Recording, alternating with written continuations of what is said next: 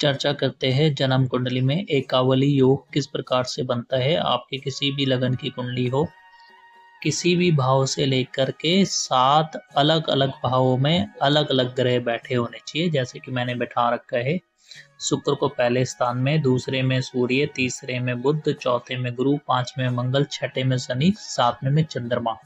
यानी कि सारे घर में 7 घर में अलग अलग घर में अलग अलग ग्रह बैठे हुए हैं, कोई ग्रह साथ में नहीं है। तो ये एकावली योग का निर्माण हो जाएगा। राहु केतु को यहाँ कंसिडर नहीं किया गया है, सिर्फ 7 ग्रह देखने हैं, राहु केतु को नहीं देखना है।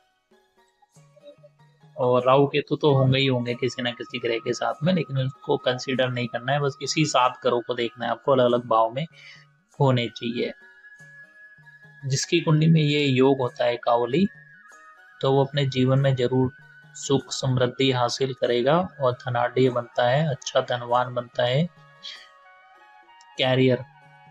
कैरियर व्यवसाय में अच्छा सफलता पाता है और सारे सुख पाएगा ये अपने जीवन में। इसका कारण ये है क्योंकि 7 ग्रह अगर अलग अलग भाव में बैठे होंगे, तो जिस भाव में कोई ग्रह नहीं है लेकिन ग्रहों की दृष्टि जरूर पड़ जाएगी वहां पे, क्योंकि हर किसी ग्रह की 7वीं दृष्टि होती है। मंगल की 4थी, 7वीं, 8वीं, तो वैसे शनि की 3, राहु केतु और